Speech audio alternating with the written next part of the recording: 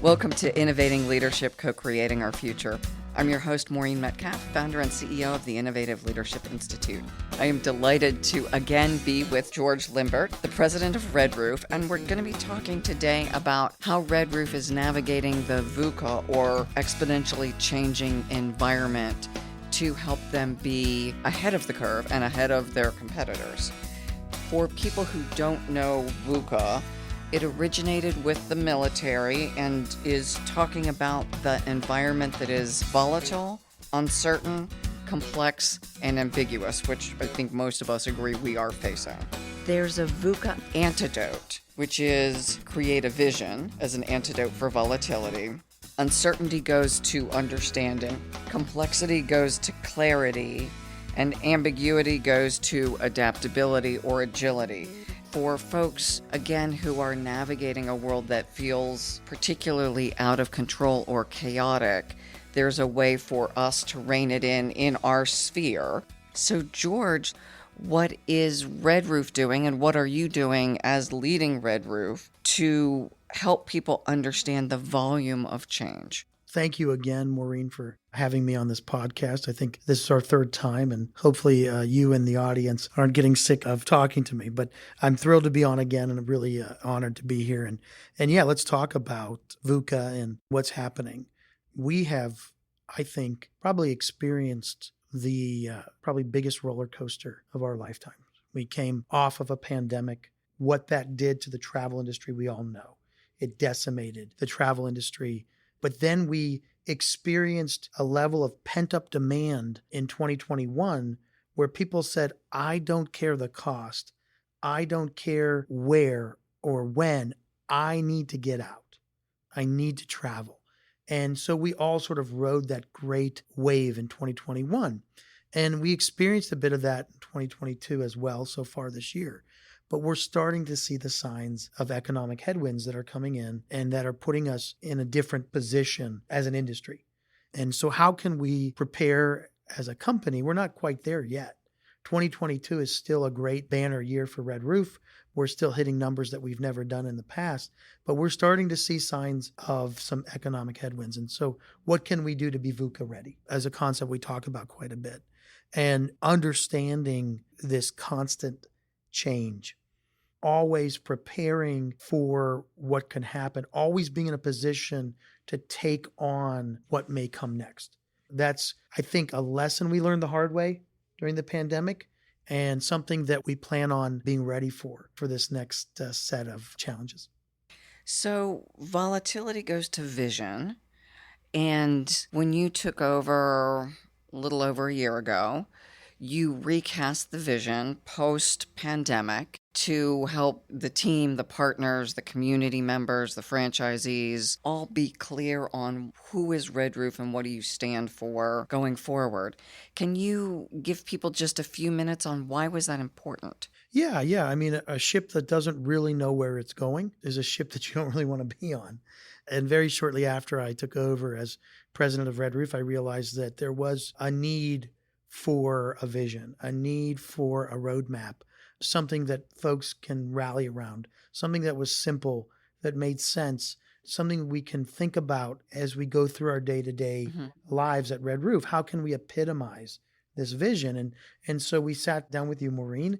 We sat down with our senior team, and we rewrote the vision of Red Roof. Now, part of the vision of Red Roof was a evolution of its original mission by its founder.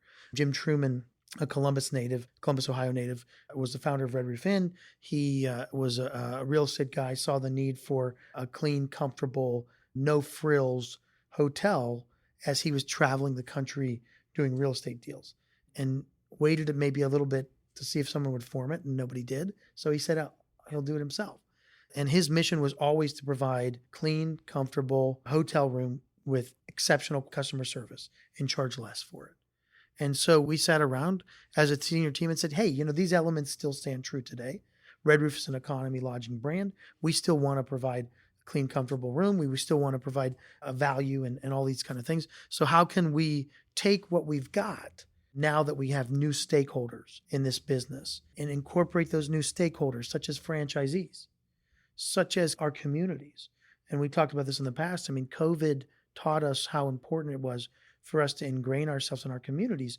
Hotels have always been part of their communities, but never before have we been more a part of our communities than through COVID, when we were housing first responders, when we were housing doctors and nurses who didn't want to go home, those kind of things. So how can we incorporate all that? So we took all of these stakeholders and we said, we need to call them out in our vision. And so we've changed our vision to provide the best experience and value in the lodging industry to our guests, which stays true to Jim Truman's original mission, to our owners, which includes our franchisees, to our partners, which is our vendor partners and other consulting partners, to our team members. We wanted to call out all of our employees, whether it was a housekeeper or someone in the corporate office, and to our communities. And it's just of the utmost importance that we understand that these are the stakeholders that have a stake in our business, and we want them to feel the experience, the best experience and the best value in our industry. And so that's how we started the antidote to VUCA, the vision. That was step one in this evolution of our organization. And from my side, that provides such clarity when people are making decisions. As you're leading any number of conversations, how do we respond to this or that? What position do we take in various situations? How do you deal with floods in Florida or any number of other housing people during a pandemic? That vision is infused with the values. Absolutely. And it's such a guiding light. And what I try to do as the leader of this organization, and what I think others are trying to do now within the organization, is to ask themselves, does this take away, does this not help towards the best experience and value for our guests? Let's take a very simple example. In April of 2021, we redesigned the new construction prototype for our extended stay brand called Hometown Studios. And one of the things that we did is we looked at the room that we had. How can we make it easier to clean the room, but not take an amenity away from our guest? So how do you not harm the guest experience, but you provide a better experience to a housekeeper, to a team member? And so we've taken this approach in all of the things that we've done, and I think we're a better organization for it. Well, and again, that level of nuanced thinking, because often I think people over-index on one stakeholder and completely discount others, and that you are balancing that, I think, is crucial. The other thing that strikes me is a lot of organizations go through vision sessions and they go off to fancy hotels and the executives play golf and they somehow get around to talking about vision. And they come back and the organization has no idea what it is. Or it's a wallet card or it's stuff on a bulletin board somewhere or in the lobby. Your organization lives this vision. So can you talk about what you did a few months ago, I think, to bring everyone in and get their input on how they operationalize these words on paper? Yeah, absolutely. I mean, for the first time, I believe in the history of Red Roof Inn, or at least in the last 15 or so years, we had an all hands, all company meeting. We brought every single employee that could travel to Columbus. We sat, I don't want to say in a fancy hotel, but in a hotel for a few days. And we asked every single employee, we had them break into groups, every single team member. We asked them, how can you bring this vision to life? What can you do to enhance it? And we got exceptional feedback from everybody. We've taken that feedback, we've broken it down.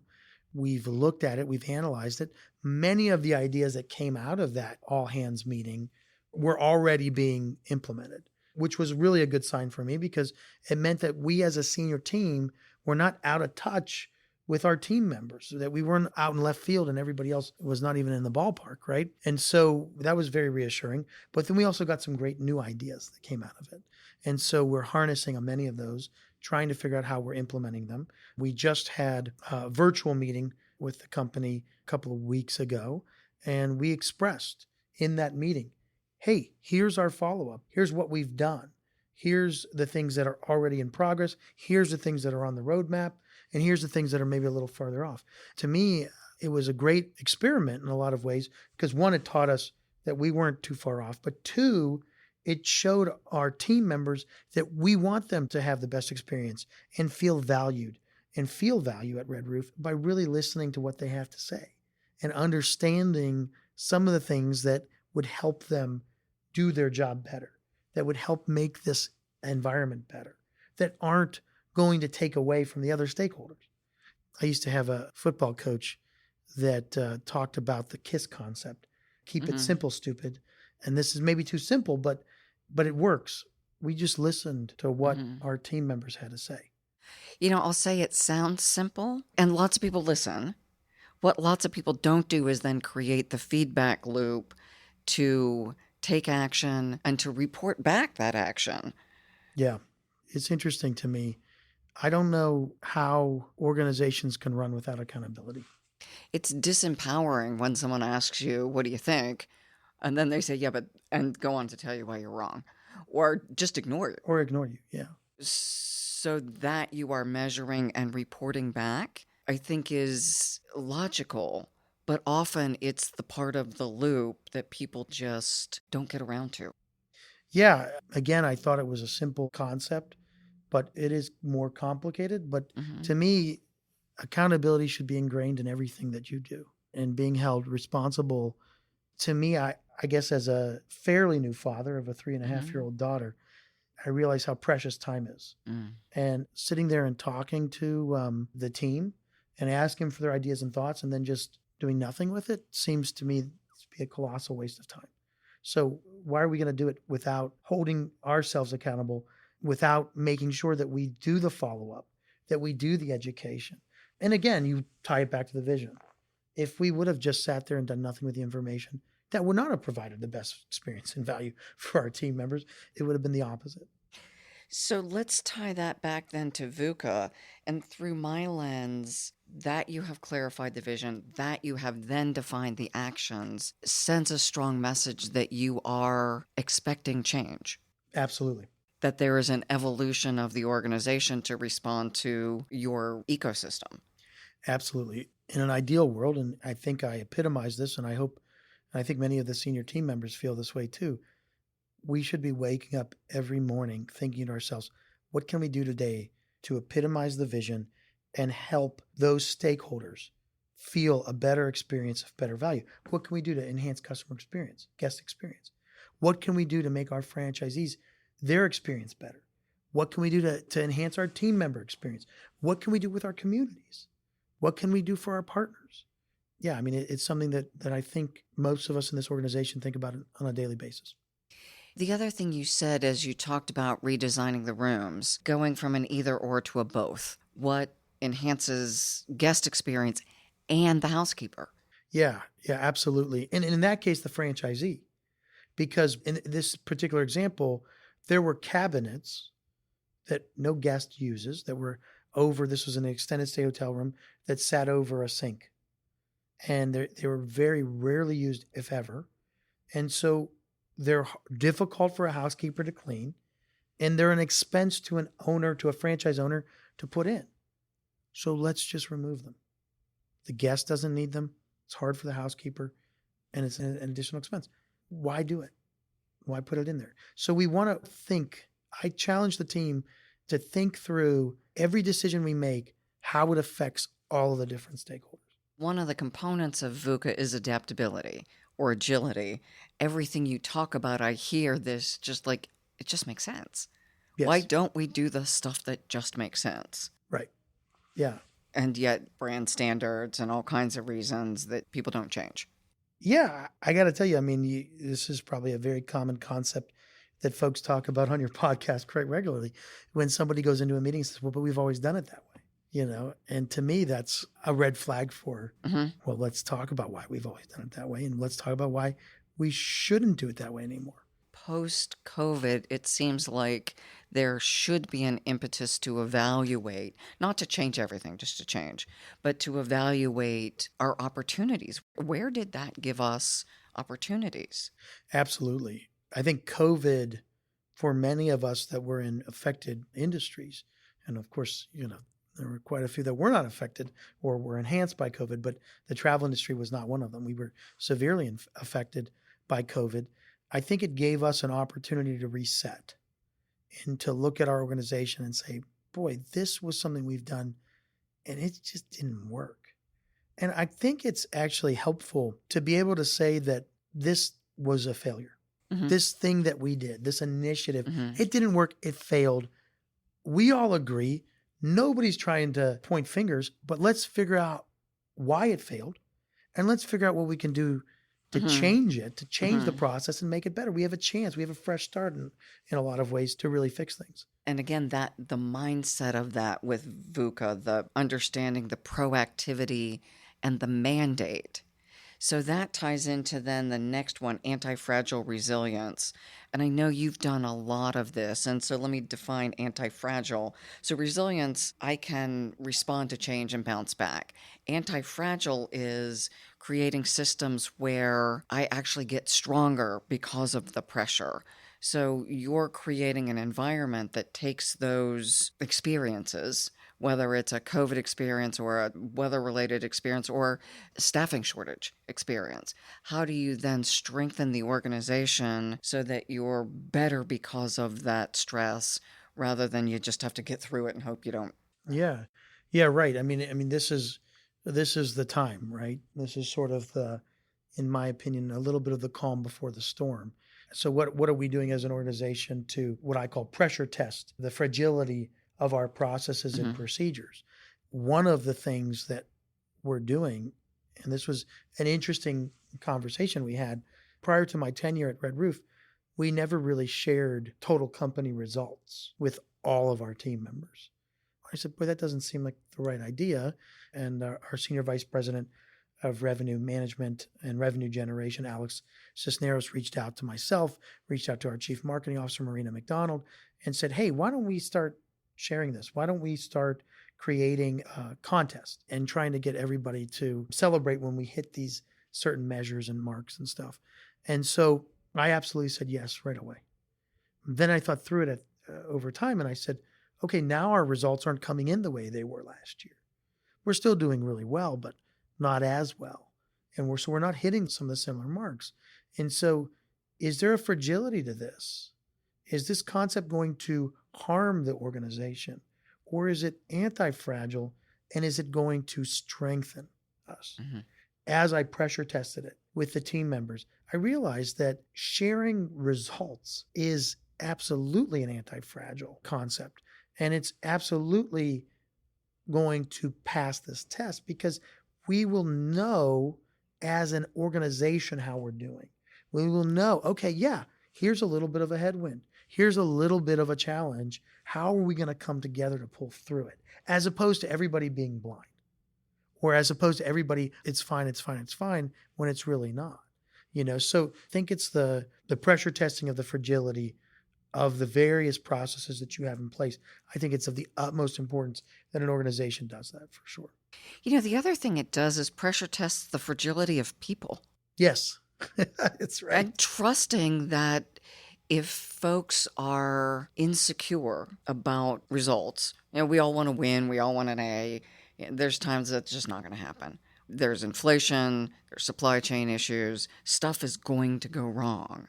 And building that inner strength and fortitude, which you support by not crucifying people when something goes wrong, not punishing, not firing. I mean, you have to do something worthy of exiting to get exited. It's not making a mistake. Right. No, we're not afraid to fail. We're not afraid to fail as an organization. And if you don't like that concept, if you don't like the concept of transparency, and you don't like the concept of learning from your failures and trying to not do your mistakes again, then you probably, I think one, you probably don't need to work at Red Roof, but two, you probably don't need to work anywhere. Because I can't imagine a place that it's all, maybe Disneyland, but all sunshine and rainbows, right? I mean, it's not all positive. It's not always going to go your way. And when it doesn't, it's about what you do about it. Folks do come into the workplace expecting everything's going to be positive. So you're educating, in some cases, I'm not calling out generations or any of that stuff, but there are groups of people who have been in environments that were less feedback friendly. Yeah, absolutely. But I mean, I think that this goes back to the VUCA concept of creating an understanding. I mean, we're creating the understanding of how an organization works. And this is just with the corporate office. This isn't with franchisees, employees that are housekeepers and front desk folks. But this is with our corporate team from top to bottom. You all know how we did the last 5 days. Every Monday, we publish what we did the week before.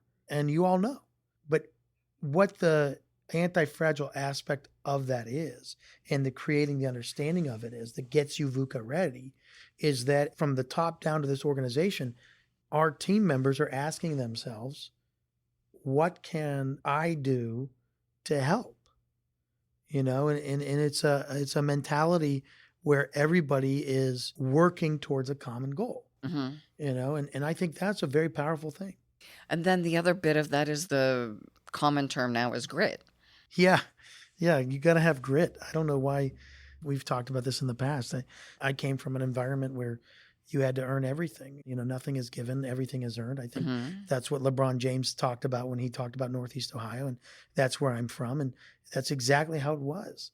I mean, you didn't get anywhere in life just holding your breath and hoping things would happen for you. You had to make it happen. I wouldn't be at the helm of this organization today if I didn't have grit. If you didn't give it your all and really want to make things happen for yourself and for those around you. And it's a foreign concept to me to think about people who don't want to be in an environment where the good and the bad is shared with them. Because you do that, it sets the tone. It sets the tone that it's safe. You admit you make mistakes. If the top executive doesn't own their mistakes, it's not safe for anyone else to. Yeah, and that goes back to accountability. I don't know how to describe it in a sense that would resonate with your audience, but I mean, it just seems so basic to me, that if you say you're going to do something, you got to do it. If you're going to try something and if it doesn't work, then you admit it didn't work. I think part of this, and as we're talking, I'm thinking of assessments I've used and also just age. There was a period of time in leadership and management where if you made a mistake, you hid the mistake because you would get punished. Yeah. And VUCA is supporting this, that if I make a mistake and I hide the mistake and it damages the organization, I've now produced a big failure. If I make a mistake and own it, but that's not traditional leadership. I don't understand why. And I think we talked about this last time. I mean, you've got to get to a point where you really try to do what's right. And I think what's right is admitting when you're wrong. And I think that's a difficult thing for people to grasp because I think out of fear, people lead out of fear or from a place of fear. And it doesn't seem to be the right thing to do. And I think that maybe I'm too young. I don't know. I'm 41. Maybe I'm too old. I don't know. I'm not sure. Depends on for what. I don't know the answer to any of those questions, but or maybe I'm just not aware. But to me, I just think that you can't be afraid to fail, and you can't be afraid to admit that you failed. And if the consequence is you lose your job, well, then it's a lesson you learn for the next job. I just I don't understand being afraid of those leading from a place of fear. I don't understand it. It's interesting that if we think of arc of history, the point in time where change happened less often, so there was the probability of failure was lower if you were planful and you did your research, compared to now. There's so much change in an interconnected world where something can happen in Pakistan or right now the energy implications across the world. You have to be willing to experiment. You can't survive without a willingness to experiment, and that means learning and changing, admitting it didn't work. Well, isn't Henry Ford who said that if you always did what you've always done, you're always going to get what you've always gotten? And I think Einstein has a similar definition of insanity is continuing to do what you've always done and thinking, this time it'll be different. Yeah. Yeah. I mean, yeah, absolutely. This world that we live in today is like nothing we've ever been through as a society, in my opinion. And it's ever changing. We're more connected than we ever have been. We know exactly when an uprising in Iran is happening and why it's happening and where it's happening. And there's 24-hour news. There's podcasts, there's all kinds of different avenues to learn, to get information, to get data. And we see it all unfold in front of our eyes. And that I don't think has ever happened before in society. And I think that necessitates the requirement that you do show grit, that you show adaptability to change, because you don't know what may happen tomorrow that will completely throw. I mean, none of us in March of 2020 ever expected that we would be at home offices and running companies and trying to keep the world going. Nobody expected that. And here we are. We did it. And now we're sitting here facing global uncertainty. We're facing uprisings all over the world. We're facing all kinds of different things. And I think, what's the phrase? Expect the unexpected, and that's what being VUCA-ready means. Mm-hmm. I mean, that's what it is. That's where we're at. I don't think there's any other thing we can do except try to, in whatever way we can, be VUCA-ready. So that brings us then to the idea of flipping the script, that peak performance, maximizing performance, how we get there looks different. And so age, I don't know if it's helpful or not helpful. You probably past the age of being a gymnast. You're probably perfectly suited for what you're doing because you're in touch. And as I say that, I also recognize that there are people who are 70 who are in touch, and there are people who are 35 who are out of touch. It's as much a mindset as it is an age. And you happen to have the mindset associated with the maturity that goes with flipping the old script in a lot of different ways, because what got us here won't get us there, those kind of phrases. It made Red Roof a successful organization, and next level means adapting differently than you did 2 years ago. Yeah. I think this concept and why we were successful at doing this and flipping the script and asking the questions, it stems maybe from my experience as an attorney and my upbringing with a father who's a federal magistrate judge. I mean, we talked about this in the last podcast. I mean, being around a judge your whole life, you start to understand judicial temperament, and you try your best to implement that in analyzing processes and procedures. And you get to ask the questions, not in a angry way, not in a demeaning way, but why? In discerning way. Right, in a discerning way. Why did we do that? What can we do to make it better? How can we change that? Is that really a good process? We have a franchise advisory council, and it's made up of franchisees all across the country. I think it's 12 franchisees. And we bring them in 3 times a year. Half of them are elected by their peer franchisees. Half of them are appointed by our operations team. And I told them at my very first meeting as president with the FAC, with the Franchise Advisory Council, I said, this is not to placate. I can't sit in these meetings and just do placations. I can't sit in these meetings and go through the motions. I said, I am here to hold everybody in this room accountable. We're here to learn from you as our franchisees. The labor shortage that we're undergoing, I always tell our FAC, I'm really sorry that you have a labor shortage, but I'm really happy at the same time because now you all are working the front desk. So when you come to this meeting 3 times a year, you get to tell me what you're actually experiencing. And we get to make real-time decisions to try to make things better. And we just had our Franchise Advisory Council meeting last week, our second of the year. And many of our franchise members on the council came to me and said that was the best meeting we've had yet. And when you ask them why, it's because we were productive, because we got things done, because we made decisions in past meetings that got followed up on, and you reported on those decisions.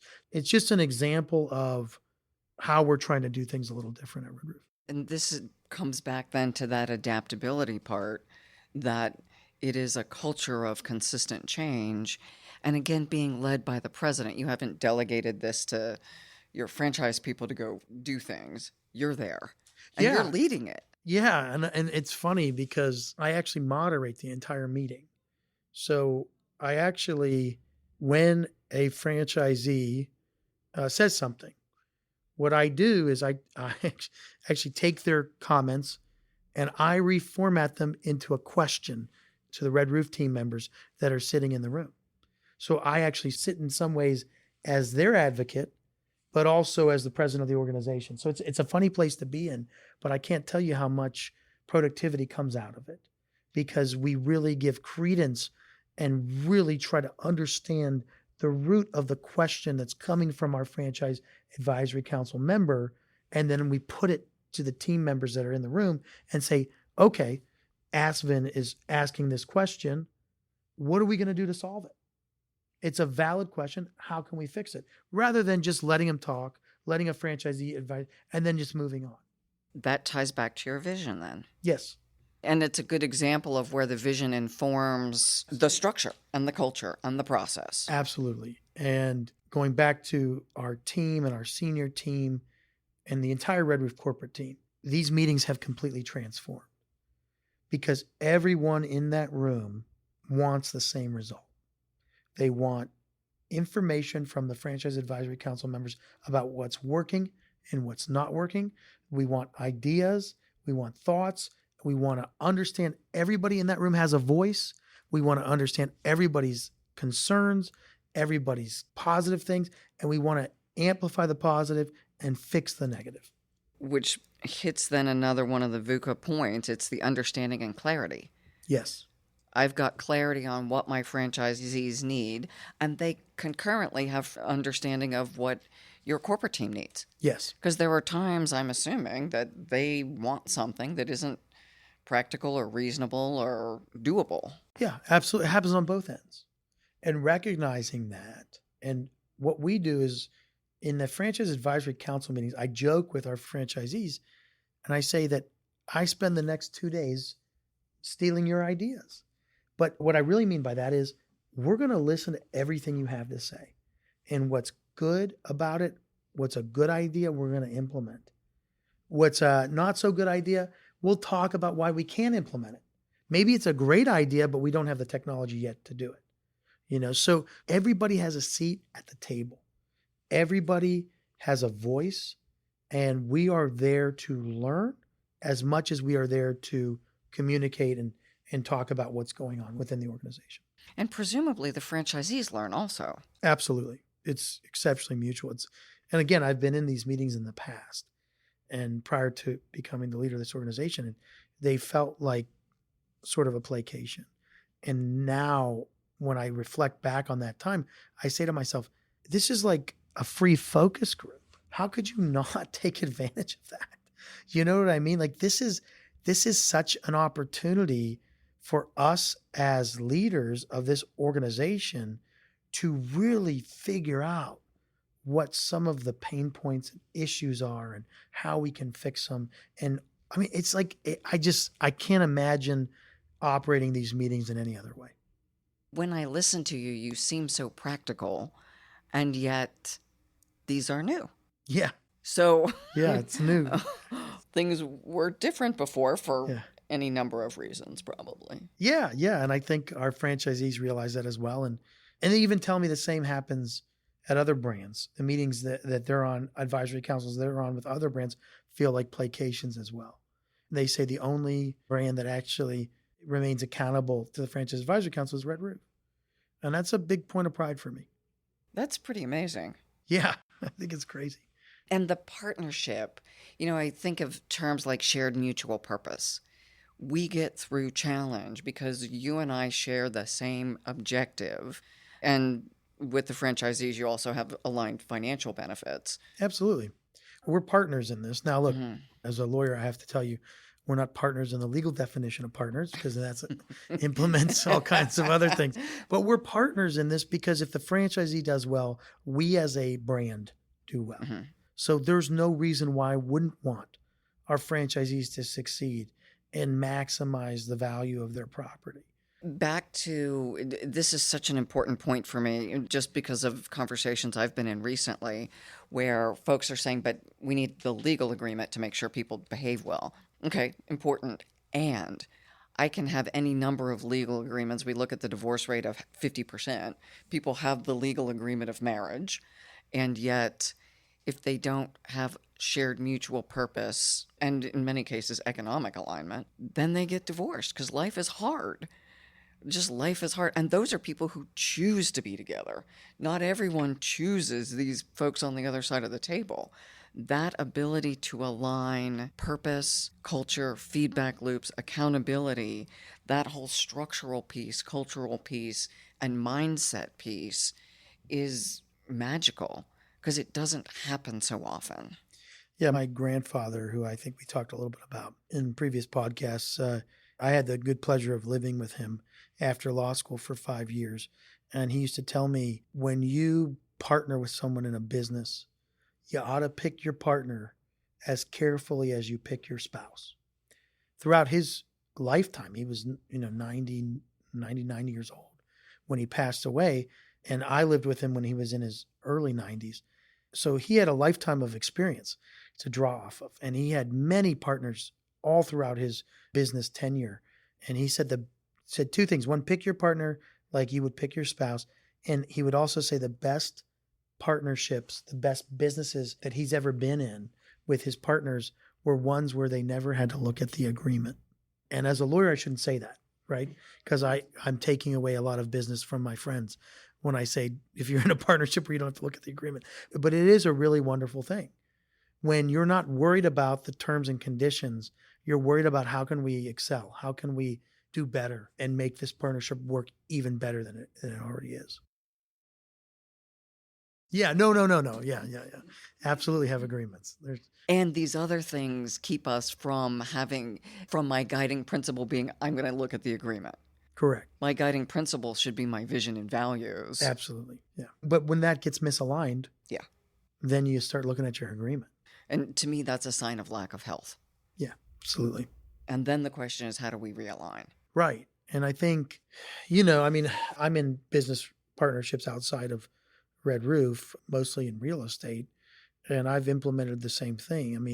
And when you pick the right partner, or in the franchisee-franchisor case, when you, the franchisee, pick the right franchisor, you're not worried about the T's and C's. You have a shared purpose, you have a shared vision, and you're moving forward together. And that comes back to, again, being VUCA responsible. Yes, right. I can't adapt unless I feel trust with my partners.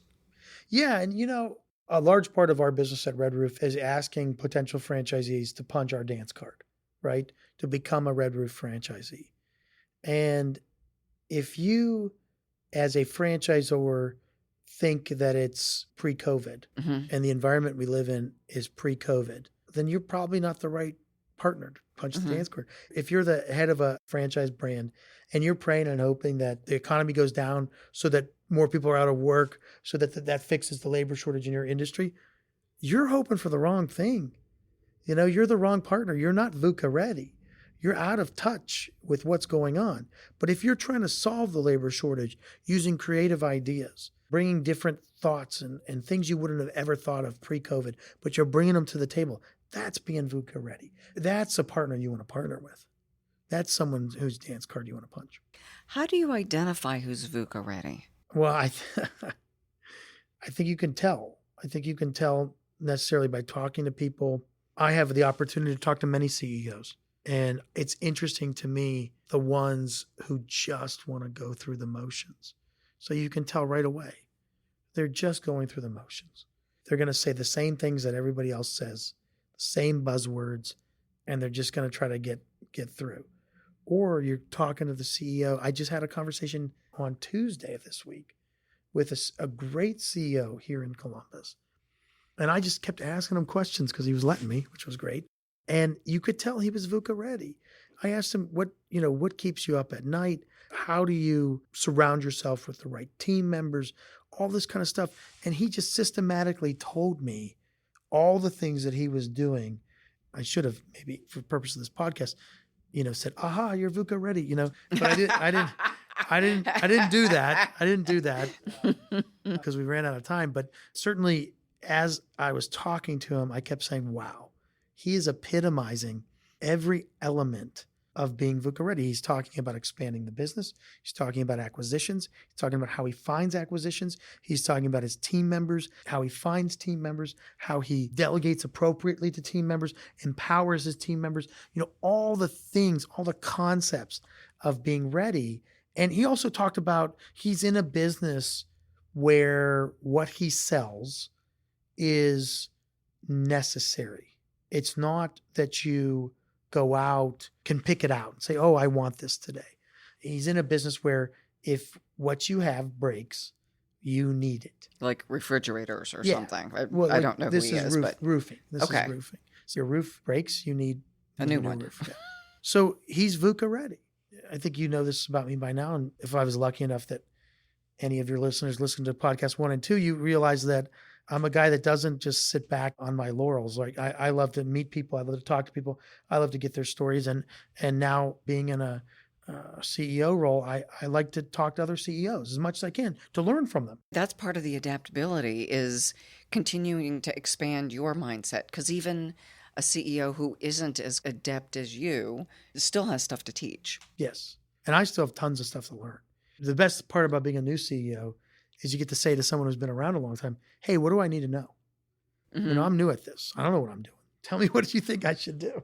It's been pretty great to hear all the thoughts and ideas. But to your question earlier, when you're doing that, when you're going out there and asking questions, you could tell very easily those who are ready and those who aren't. I assume also with hiring that's becoming more crucial. Absolutely. If you're not up for this, then, stay home, right?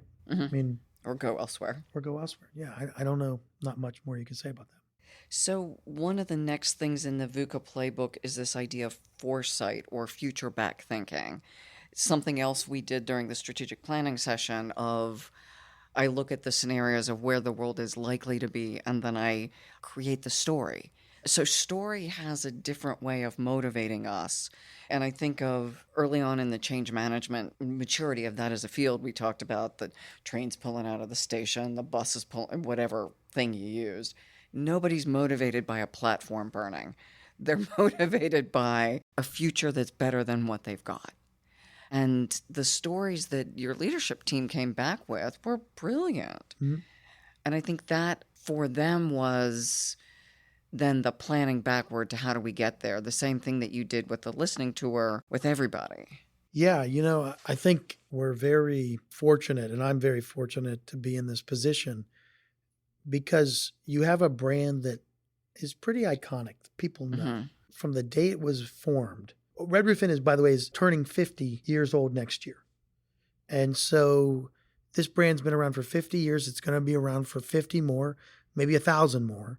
And the one thing that's unwavering during this entire time is that there is such an enthusiasm within this organization for this brand. And that I inherited. And trust me, that's not lost on me, the gravity of having this. And so in a lot of ways, asking team members, and in this case, the senior team, what do you see as the future for this organization and how do we get there? There's such an enthusiasm for it. There's such a special feeling that this is something special that we have in our hands. So we're not going to let it slip away and we're going to take it down the right path. And I think that was as important as it was for our organization to try to focus and scope out what our future looks like. I think it was as important for the team members who participated in it because that gave them the enthusiasm for what can be. And I think that's part of this VUCA-ready and various concepts is that we're showing our team members that there is great opportunity in front of us. But we just need to make sure we're crossing the T's and dotting the I's to get us into that place. One of the stories I remember was one team came back and said, we want to be listed on the Forbes whatever list of top value brands. I don't know what the Forbes list is. I don't remember. But we want to be listed there. That sets a really, one, quantifiable, but also visual image of we're a top brand. Yeah. and something to strive for that's inspirational, not just we're going to make it through the day and make our owners happy, but we're a brand that is getting stewarded forward. You talk about it being an iconic brand and having worked with big brands, but also just names that nobody cares about other than their founders. It's a difference. The feeling of being in an organization that when you say I work here, people are Ford Motor Company and I assume Tesla, although I have not worked with them, that people are proud of these brands and they want to protect that. Absolutely. I mean, brand equity is that feeling you get when you see that brand as you're driving down the street. The golden arches, right? You see that iconic trademark and you feel that equity, you feel that warmth for when you see it. And what's amazing about Red Roof, and you know what? I have a sister who worked for McDonald's corporate for a number of years, so I think it's probably true of McDonald's as well, is that it's not only do the customers have an affinity towards the brand, but the team members do as well. My dad's favorite restaurant is McDonald's. So, it could be a nice steakhouse or something. It's McDonald's. So every Sunday they go to McDonald's for breakfast. And we periodically will take pictures and send it back and forth. We're on a road trip at McDonald's. Yeah. Just as a kid, our family didn't go out to fancy restaurants. We went to McDonald's. So the funny Ronald McDonald character, and it evokes an emotion, which is what brands are supposed to do. Yes. And as a girl dad and father of a 3.5-year-old, when we're traveling and I see the golden arches on the highway sign, the emotion I get is relief. Thank God that there's some McDonald's so we can calm the little one down. But absolutely, that's maybe the difference from a company that does a great job, makes lots of money, but it doesn't have the type of brand equity that a franchise brand would have, such as a Red Roof Inn, such as a Holiday Inn Express, such as a McDonald's. All these different brands, and that brand equity is special. And to your point, it is held very sacred by those employees. And I think that, again, is something that's been around from day one for Red Roof. I think that's something special and really something that you cannot take lightly. It was interesting to me that in this foresight process, that was the thing people picked. Yeah. And it epitomizes the vision that employees are happy, customers are happy, owners are happy. Because your financial supporters influence the brand as well. Absolutely. Yeah. We just did a franchisee survey. We asked them, every single one of our franchisees, we had a great response. I think it's like 95% of our franchisees say they're exceptionally satisfied with Red Roof. And they would recommend us to a friend. I mean, that's pretty solid response. It's, to me, astounding working with surveys that I think 75% is good because you just can't please everybody. Right. 95% is pretty amazing. It's a point of pride. And that's up. I mean, so again, to show you what I inherited, we had not done the survey since 2019. And in 2019, it was at 90%. Okay. So it's up 5%, which I take great pride in, but it's always been high. And up 5% post-pandemic. Right. So I'm imagining that many people went down post-pandemic because the disruption. Yeah, and maybe the brand didn't step up like Red Roof did and help the franchise owners and try to deliver the guests and all those kind of things. So then the last one, and we've hit on this already, is the idea of helping people build courage during times of uncertainty. The empathy, willingness to take risk, the culture you've created, the grit that people feel that allows them to step up and say, you know what, in a different environment, I would just sit down and not say this. But here, whether I'm a franchisee or a corporate staff member or a community member. Yeah, you build an environment, you foster that environment, and you live up to that environment. As a kid, I was a wrestler and I played football. And in Northeast Ohio, football is everything. And we had a saying on the football team, we had a saying on the wrestling team, we'll play you any place, anywhere, at any time. And it's the same kind of mentality. It's like, all right, Red Roof, we're going to take on anybody, any challenge, at any place, anytime, anywhere. Does not matter. and we're going to do the right things. We're going to listen.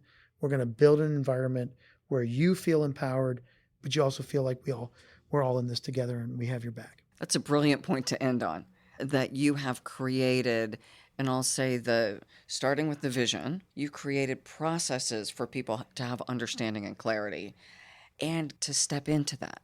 So I may understand things aren't going well, but there's also the invitation and the accountability, the expectation that if we miss our numbers, we are all going to work together to identify the opportunity that comes with that and make changes. Yep. So the adaptability, all of those creating a VUCA-ready environment, not that it will be easy, but the mindset, the courage, the grit, and who you are, that bring it. Bring it on. I got to tell you, it was pretty exciting to hit record numbers in my first year as CEO of this organization. But what excites me more is the challenge ahead of us. And I can see that in the eyes of our team. It was easy because there was pent-up demand after COVID. It was easy because people had money in their pockets and they needed to travel and they were willing to do whatever it was to get there. But now we got to go find our guests. And I'm excited for this challenge. We are VUCA-ready in this organization. We're ready for these challenges, and we're going to pull every single lever we can to help us get through all these things. But to me, that's the grit. That's the excitement. That's the challenge in front of us. And I see it in the team. We're ready for it. Ready to go. Bring it on. So to our listeners, as you're listening to George, I would invite you to kind of tick off what is he doing that might be an opportunity for you, because each of us has them. I have my own list of things I am working on. And so if you want to learn more about becoming a better leader, about how to respond to VUCA, I invite you to check us out on our website, innovativeleadershipinstitute.com or innovativeleadership.com.